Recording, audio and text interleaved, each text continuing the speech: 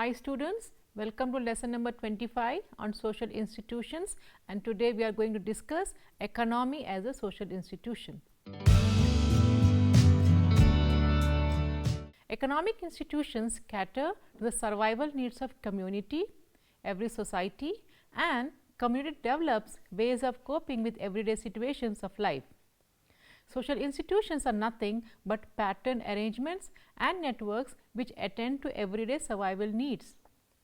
The economic institutions are built around the survival needs of a society. Different societies have come up with different economic consumption of the goods and services. Family, which is viewed by sociologists and anthropologists as one of the primary and elementary institutions, has largely been supplemented and even replaced by institutions of economy and polity. For the vast majority of human history, the family was the economy, the polity, the religious system, healthcare system, and socialization and educational system, and so on. The other institutions began to emerge as separate and distinct from the role family was performing. The students will be able to understand the social institutions and economy as a social institution. They will also understand the importance of work and various forms of modern works, and they will also understand the types of economic system that were existing earlier and today. Now, economy as a social institution. Economy is a system of production, consumption, and distribution of wealth. It deals with scarce resources to satisfy unlimited wants. The main objective of economics is to maximize profit or utility at some opportunity cost. Capitalism is a type of economic system in which profit or utility is maximized at any cost. According to John J. McInnes, economy is a social institution that organizes a society's production, distribution, and consumption of goods and services. P. Ginsberg defines economic system as that complex of interrelated institutions through which the economic activity of man is expressed. According to Calhoun, Light, and Keeler, the social institution that accomplishes the goal of producing and distributing goods and services within a society is called economic institution. Sociologists define economy more broadly as a social institution that organizes the production, distribution, and consumption of a society's goods and services. Defined in this way, the economy touches us all. Keep in mind that the economy is not the same as government, which is the social institution through which power is distributed and exercised. Economy and government are social institutions that are certainly intertwined, but conceptually they are distinct. Above are some of the economic functions and definitions, but when we talk about economy as a social institution, the concept of basic economy diverges to social welfare. As a social institution, economy of a country must deal with equal distribution of wealth to alleviate poverty, to ensure the provision of basic needs, and to ensure the provision of opportunity. As a social institution, government starts many welfare programs to support poor people economically. Thus, economy itself believes to maximize utility or profit. But as a social institution, economy must deal with moderation in satisfaction of utility. While discussing about economic, another concept which comes to our mind is work. What is work? As children and young students, we imagine what kind of work we will do when we grow up. According to Oxford Dictionary, defines work as an expenditure of energy, striving application of effort to some purpose. The economists speak of work as one of the main factors of production, consisting of manual or mental exertion for which wages, salaries, or professional fees are received. Work here quite clearly refers to paid employment. This is the most widely understood sense of work in modern times. This in fact is an oversimplified view. Many types of work do not conform to the idea of paid employment. Much of the work done in the informal economy, for example, is not recorded in any direct way in the official employment statistics. The term informal economy refers to transactions outside the sphere of regular employment, sometimes involving the exchange of cash for services provided, but also often involving the direct exchange of goods or services. We can define work, whether paid or unpaid, as a carrying out of tasks requiring the expenditure of mental and physical effort, which has as its objective to the production of goods and services that cater to human needs. Here, what happens is that whatever is flooded in the society is not recorded, which leads to various problems. And as a sociologist, we need to study these problems. Now, let us understand the forms of works. Now, the modern forms of works. First, it depends upon the extension of complex division of labor. In pre-modern forms of society, most people worked in the field or cared for their livestock. In the industrially developed society, only a tiny proportion of population works in agriculture, and farming itself has become industrialized. It is carried on largely by means of machines rather than by human hand. In a country like India, the largest share of the population continues to be rural and agricultural or involved in other rural-based occupations. There are other trends in India too. For instance, an expansion of the service sector, one of the most distinctive characteristics of the economic system of modern societies, is the existence of highly complex division of labor. Work has been divided into an enormous number of different occupations in which people specialize. In traditional societies, non-agriculture work entailed the mastery of a craft. Craft skills were learned through a lengthy period of apprenticeship, and the workers normally carried out all aspects of the production process from beginning to end. The other form we see is a shift in location of work. Modern societies also witnesses a shift in the location of work. Before industrialization, most work took place at home, was completed collectively by all members of the household. Advances in industrial technology such as machinery operating on electricity and coal contributed to the separation of work from home. Factories owned by capitalist entrepreneurs became the focal point of industrial development. People seeking jobs in factories were trained to perform the specialized tasks and receive a wage for their work. Managers supervised the work for their task was to enhance workers' productivity and discipline. Another concept is the economic expansion of economic interdependence. One of the main features of modern societies is an enormous expansion of economic interdependence. We are all dependent on an immense number of other workers, stretching right across the world, for the products and services that sustain our lives. With few exceptions, the vast majority of people in modern societies do not produce the food they eat, the houses they live in, or the material goods they consume. There is a transformation of work industrial process were broken down into simple operations that could be precisely timed, organized and monitored. Mass production demands mass markets. One of the most significant innovation was the construction of a moving assembly line. Modern industrial production needed expensive equipment and continuous monitoring of employees through monitoring or surveillance systems.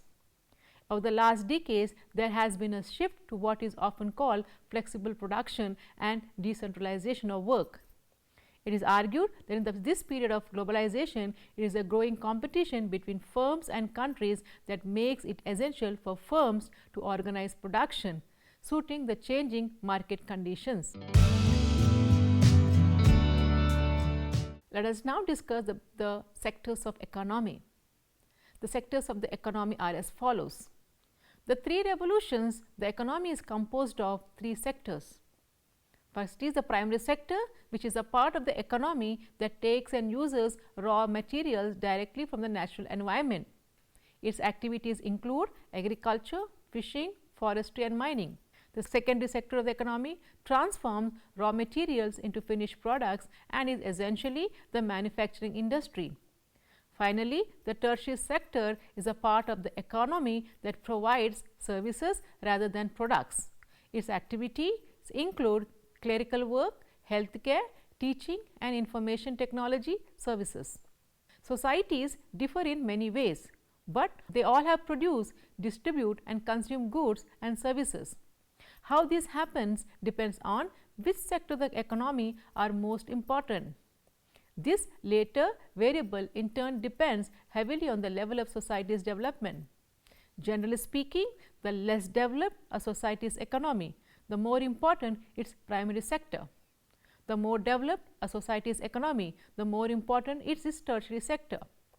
As societies developed economically over the centuries, the primary sector becomes less important and the tertiary sector become more and more important. The primary sector was certainly the only sector in the hunting and gathering societies that existed thousands of years ago. But the tertiary sectors dominate much of the economy in today's wealthiest democracies. Now, we will discuss how different economic systems have evolved over time. The different types of economic system that we will discuss are broad generalizations. In reality, they are much more complex and mixed, and in a world which is increasingly interconnected, there is no pure type. The first type of economic system was hunting and gathering economy. The most basic level of economic social institutions development with the simplest division of labor is the hunting and gathering economy. By division of labor, we mean economic specialization of society's task.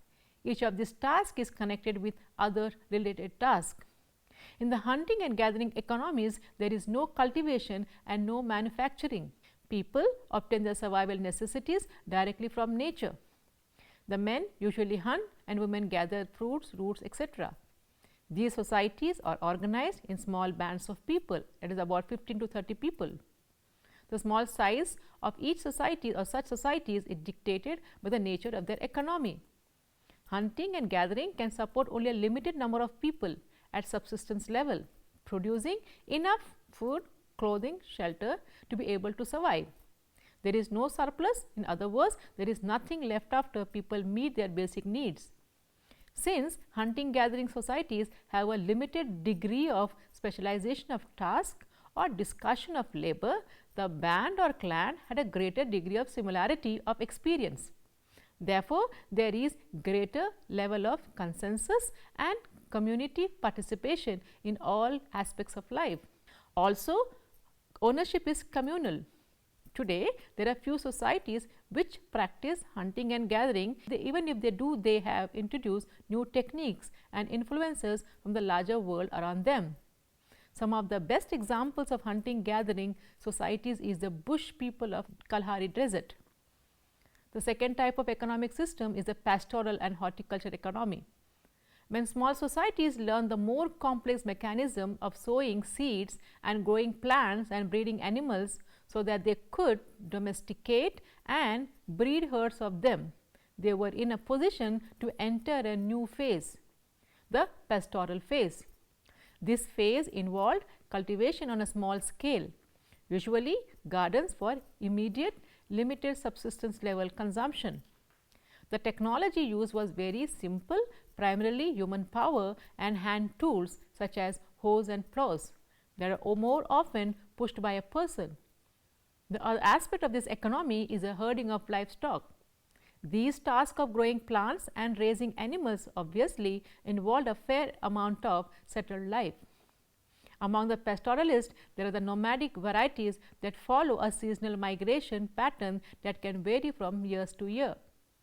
The time and destination of migrations are determined primarily by the needs of herd animals for water and fodder. These nomadic societies do not create permanent settlements, but they live in tents or other relatively easily constructed dwelling year around. The pastoral society is larger than a hunting gathering society, but still relatively smaller. The division of labor is little based on age and sex as in the hunting gathering societies. The other major type is the agrarian economy. Many social scientists and experts believe that cultivation of crops probably started in agrarian economy, where cultivation of crops took primacy over hunting and gathering for food. This is accompanied by technological innovations such as metal tools, the invention of the plow, using animal power to tilling of the land. In agricultural societies, permanent settlements are the rule. Sufficient food surplus can be produced to feed larger groups. Thus, agrarian societies are organizationally more complex with definite hierarchical stratum. With more surplus food available, some members of the society were free to pursue other occupations like weaving, pottery, metalwork, etc. Agrarian economies made it possible for towns and cities to develop and for full-time crafts, people and traders and emerge. There was also sufficient production to support a ruling class as well as a range of specialized occupations including administrations, soldiering and scholars. Many eminent civilizations were agrarian societies. Ancient Rome was a bustling city with links to distant points by trade routes both by land and sea. Now, we discuss about industrial economy. During the last 200 or more years, the changes that have taken place in social organization and economic system have been tremendous. The shift was machine replacing human and animal power. The replacing of hand labor with power driven machinery and the economy and the social change that resulted from this is known as industrial revolution. Various path-breaking innovations such as the steam engine, spinning jenny among others made possible mechanized production on a large scale to meet needs of the masses of people. From England, industrialization spread to Europe and other parts of the world. Since the power-driven machinery had to be stationed at a particular place as they were huge, they arose the factory system. The factory is a place where workers could assemble at one place and work on the machine. The cost, size and complexity of the machinery made it unsuitable for the earlier system of scattered production in small shops and homes. The factory system had many consequences.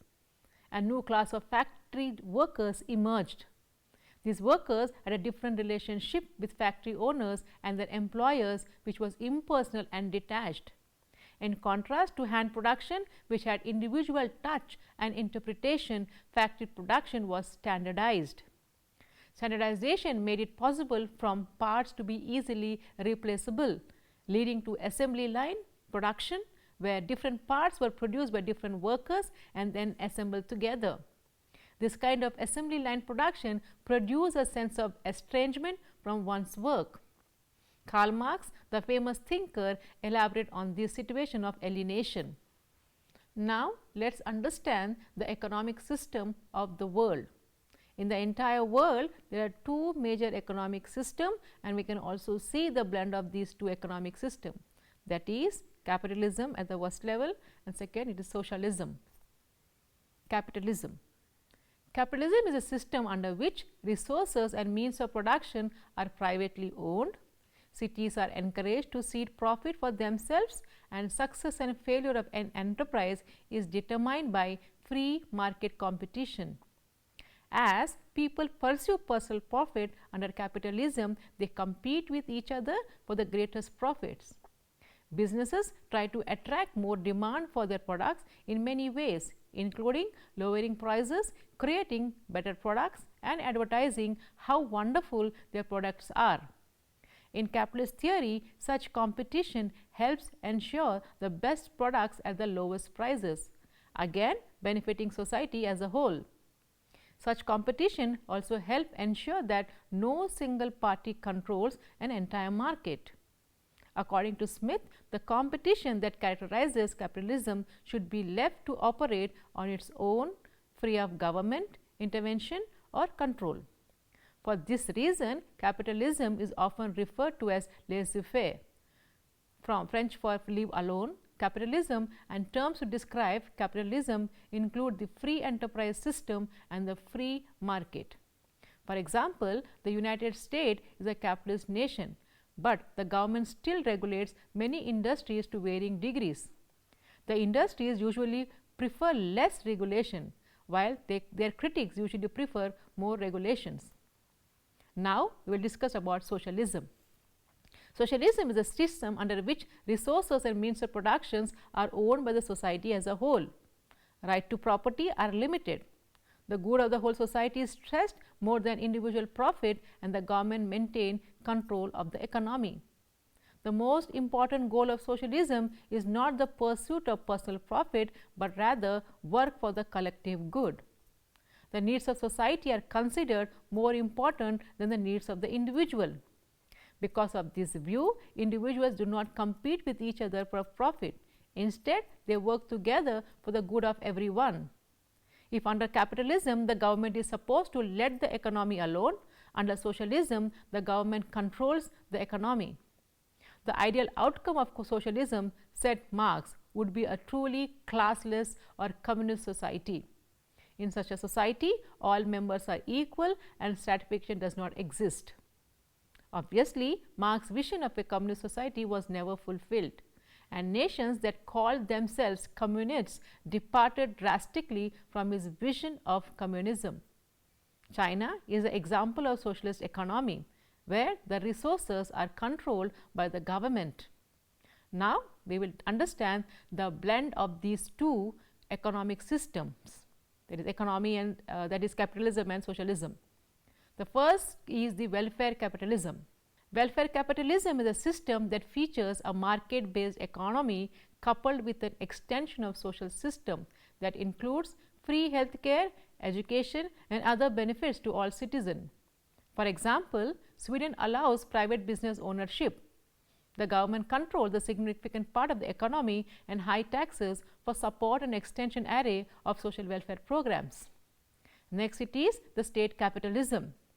It is a system under which resources and means of production are privately owned but closely monitored and regulated by the government. Example, in South Korea, where the government worked very closely with the country's major companies to ensure that their success in the global market.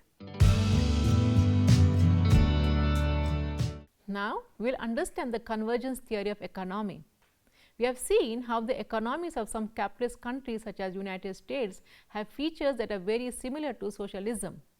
Some industries, particularly utilities, are either owned by the government or controlled through regulations. Public programs such as welfare, Medicare and Social Security exist to provide public funds for private needs. In studying the economics of developing countries to see if they go through the same stages as previously developed nations did, sociologists have observed a pattern they call convergence. This describes a theory that societies move towards similarity over time as their economies develop. Convergence theory explains that as a country's economy grows, its societal organization changes to become more like that of an industrialized society. Rather than staying in one job for a lifetime, people begin to move from job to job as conditions improve and opportunities arises. This means the workforce needs continual training and retraining. Workers move from rural areas to cities as they become centers of economic activity, and the government takes a larger role in providing expanded public services. Supporters of the theory point to Germany, France and Japan, countries that rapidly rebuilt their economies after World War II.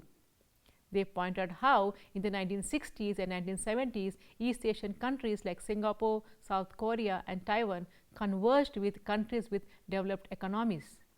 They are now considered developed countries themselves.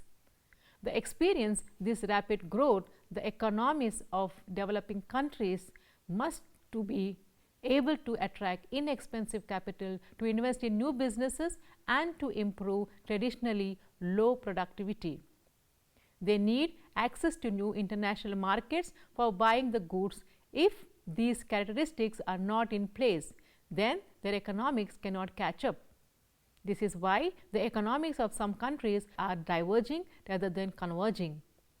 Another key characteristic of economic growth regards the implementation of technology. A developing country can bypass some steps of implementing technology that other nations faced earlier. Television and telephone systems are good examples.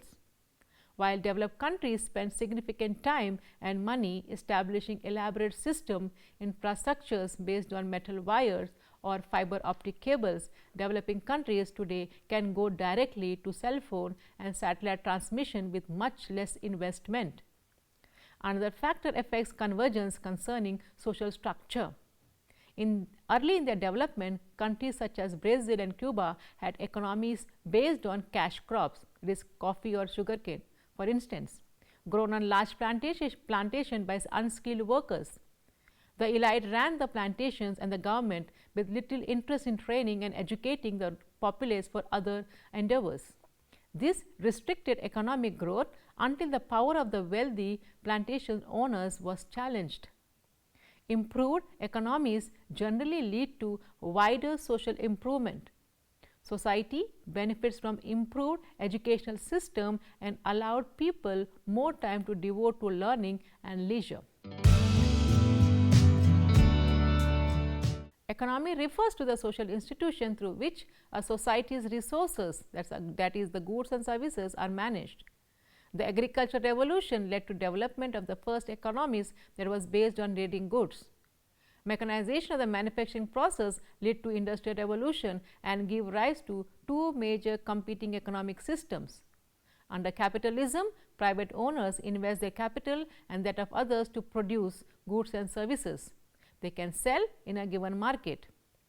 Prices and wages are set by supply and demand and competition. Under socialism, the means of production is commonly owned and the economy is controlled centrally by government. Several countries' economics exhibit a mix of both systems. Convergence theory seeks to explain the correlation between a country's level of development and changes in its economic structure.